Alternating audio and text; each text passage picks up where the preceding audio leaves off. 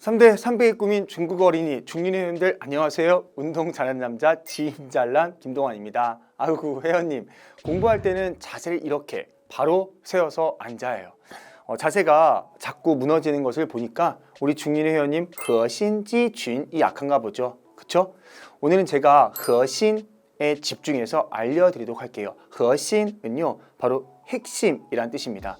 여기에 근육을 뜻하는 찌와 무리 혹은 때를 뜻하는 쥔을 결합한 허신지준은 바로 코어 근육을 뜻합니다. 여기서 허신은 HSK 5급 필수어니까 꼭 기억해 주세요. 3대 300 오늘 드디어 6번째 PT 시간 독해 구조학습법을 배워보도록 하겠습니다. 구조학습법이 무엇이냐고요? 여러분 다시 복습. 독해 문제를 풀 때 지문 전체를 다 해석하지 않고 지문의 구조를 분석해서 빠르게 정답을 찾는 방법을 말합니다. 시험에서 우리는 3가지 방법으로 독해 문제를 풀면 됩니다. 바로 첫 번째, 어휘의 구조 파악하기. 두 번째, 문장의 구조, 짧은 문장입니다. 짧은 문장의 구조 파악하기. 세 번째로 긴 문장, 긴 글입니다. 글의 구조 파악하기. 이 3가지 방법으로 문제를 풀면 됩니다. 여기서 어휘의 구조를 파악해 문제를 푸는 방법은 독해 일부분에 적용할 수 있고요. 짧은 문장의 구조를 파악해서 문제를 푸는 방법은 독해 2부분에, 긴 문장, 글의 구조를 파악해 문제를 푸는 방법은 독해 3부분에 적용할 수 있습니다. 결국 독해 모든 파트를 정복하는 것은 저의 구조학습법만 있다면 여러분 가능합니다. 그리고 지난번에 학습했던 어휘의 구조는 마치 여러분이 헬스장 가셔서 러닝머신을 뛰면서 워밍업을 한 것이라면 오늘 우리가 영상에서 다룰 문장의 구조부터는 본격적인 쇠질을 시작하는 것이다 라고 생각하면 되는 거죠. 문장의 구조에 대해 더 자세히 알려드리자면 시험에 출제되는 단문은 지식정보 설명문과 중국 문화 설명문, 시사 이슈, 논설문, 일상 경험 이야기 총 4가지 지문입니다. 설명문이 크게 2개, 중국 관련된 설명문이냐 아니면 중국 관련되지 않은 정보를 전달하는 설명문이냐, 설득하는 논설문이냐 아니면 이야기글이냐 이렇게 나눠볼 수가 있습니다. 와, 여러분 주제만 봐도 벌써 아찔하죠?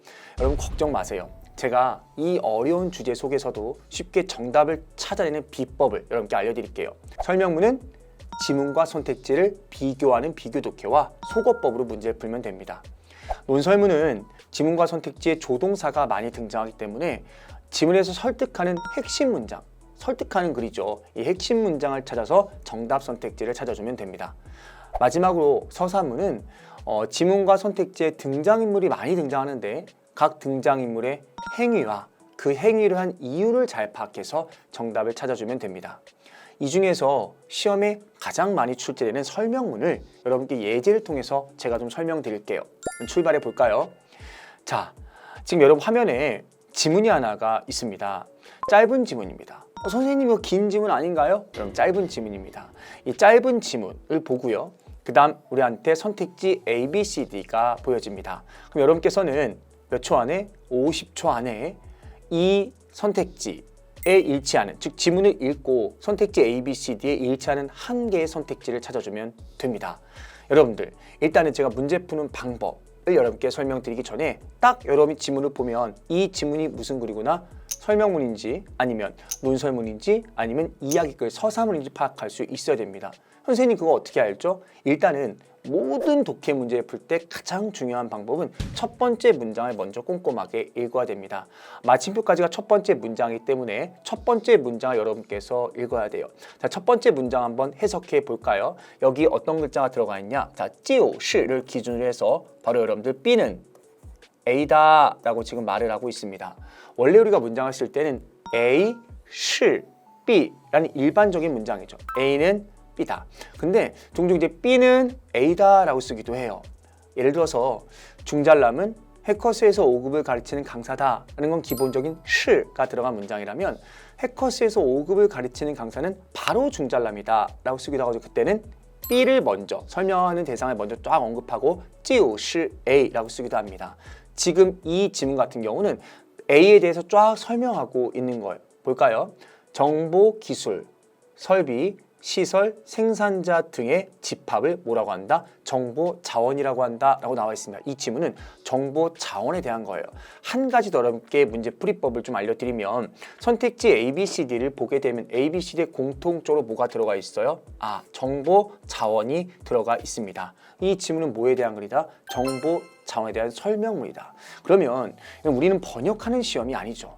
이 지문의 핵심어는 당연히 정보 자원이지만 문제 푸는 우리한테 필요한 건 정보 자원을 대한 나머지 부분이죠. 나머지 부분을 잘 읽고 지문과 비교 독해 소거법으로 정답을 찾아주시면 됩니다. 자, 그러면 사실은 이미 우리가 읽었던 첫 번째 문장을 통해서 선택지 A, B, C, D에 소거할 수 있는 게 하나 있었습니다. C번 선택지 볼까요? 정보 기술은 어디에 속하지 않는다, 어디에 속하지 않는다, 정보 자원에 속하지 않는다. 정보 기술이 정보 자원에 속하지 않는다가 C번 선택지인데 벌써 첫 번째 문장을 보니까 여기 정보 기술, 설비, 시설, 생산자 등의 집합, 이 모든 거의 집합을 정보 자원이라고 한다고 했으니까 몇 번째는 소거해야 된다? C번은 소거해야 됩니다. 맞죠? 아마 영상을 보면서 지금 어렵다라고 느끼시는 분들은 어휘 때문에 어려울 거예요. 어휘 일단 잠깐 거기에 집착하지 마시고 문제 풀이법에 좀 집중을 해주세요. 이렇게 해서 C번을 내가 소거해야겠구나, 실제 시험에 이렇게 문제 풀어야겠구나 라고 판단해 주시면 돼요. 자, 이어서 또 한번 살펴보겠습니다. 정보 자원은요, 넌꼬 그냥 꼬 무시하고 넌으로 해석해 주시면 됩니다. 중복해서 뭐 할 수 있다, 사용할 수 있다 라고 되어 있어요. 영상 보는 중인 여러분들, 자 같이 한번 가볼까요? 정보 자원은重复使用, 중복해서 사용할 수 있대요. 자, 선택지 중에 하나 소거할 수 있는 선택지가 있습니다. 자, 몇 번 소거해야 되죠? 여러분 정답 몇 번 소거해야 되죠? 바로 정답 B번을 소거해야 됩니다. 오답이란 뜻이죠. 일회성 자원이라고 되어 있네요. 그렇죠? 근데 방금 우리가 읽었던 화면상 이 두 번째 문장을 보면 중복 사용할 수 있다고 했으니까 여기서 몇 번은 B번은 소거해 줘야 됩니다. B번도 소거하고 C번도 소거. 그렇죠? 또 한번 지문 읽어보도록 하겠습니다. 并且 게다가 在这样的过程中 이러한 과정에서 体现 드러낸대요. 자신의 가치를. 동시에 사람들은 在 어디까지 묶어준다? 的时候까지 문장 묶어주시고요. 사람들이 이용하거나 찾는 거죠. 이용하기도 하고 찾기도 해요. 어떤 것을? 정보 자원을 이용하고 검색할 때 받지 않는다. 뭐를? 시간, 공간, 언어, 지역 이런 업계의 제한을 받지 않는다. 이런 여러분들이 어떤 정보를 검색할 때 이런 제한을 받지 않죠. 나와 있습니다. 여기서 바로 몇 번째 거 소거해야 되냐? 받는다. 다양한 방면에 제한을 받는다. 이것도 역시 아니죠. 정답은 그러니까 A번입니다. 지문에서 당연히 정답의 근거가 나와 있는데 우리 실제 시험에서 시간과의 싸움 해야 되기 때문에 이 지문이 설명문이다 라고 판단이 된다면 비교 독해와 소거, 결국은 지금 비교 독해에서 지금 화면이 정신없었죠. 왔다 갔다 비교하면서 제가 B, C, D를 다 소거했습니다. 그렇죠? 정답 몇 번? 정답은 A번 체크해 주시면 돼요. 실제 시험이라면 이렇게 B, C, D 소거하고 정답 A번 체크하고 바로 다음 문제로 넘어가야죠. 우리 A번의 정답 근거가 되는 문장 한번 살펴보겠습니다. 여기 나와 있네요. 정보 자원은 가지고 있다. 중요한 의의를 가지고 있다라고 나와 있죠. 정보 자원은 중요한 의의를 가지고 있다라는 거를 정보 자원의 의의가 크다라고 출제자가 문제를 출제했네요. 이렇게 해서 바로 A번 정답 체크해 주시면 됩니다. 다시요. 문제를 풀 때 이 전략, 방법이 좀 중요하겠죠. 다 해석하는 거는, 번역하는 건 우리한테 해당되는 문제풀이 방법이 아니고 일단은 첫 번째 문장과 선택지를 비교해서 핵심어, 바로 시인, 시즈웬, 정보 자원이 보이기 때문에 이 정보 자원을 제외한 나머지 부분을 읽고 비교 독해랑 소거법으로 문제를 풀어주시면 됩니다. 아시겠죠? 자, 그러면 영상을 통해서 좀 근육이 생긴 것 같나요, 여러분들? 자신감이 생기셨죠? 이제 여러분들이 한번 문제 풀어볼 시간입니다. 자, 짐잘남이 여러분께 화면 문제 보여드리겠습니다. 한번 문제 풀어보세요. 자, 출발합니다. 선생님 정답 바로 알려주지 말고 문제 풀어주세요. 제가 이렇게 같이 풀면서 여러분과 정답을 좀 확인해 보도록 하겠습니다. 자, 일단은 지문의 첫 번째 문장을 읽어보죠. 어디까지가 첫 번째 문장이 있죠? 마침표까지가 첫 번째 문장입니다. 자, 위, 什么什么不同 나와 있습니다. B와 다르게 뭐는 A는 A에 대해 말하고 싶은 거예요. 근데 그 비교 대상을 먼저 언급할 때 위, 什么什么不同 씁니다. 한번 같이 살펴볼까요? 광주ren, 광주 사람들이요. 坐在 어디에 앉아서요?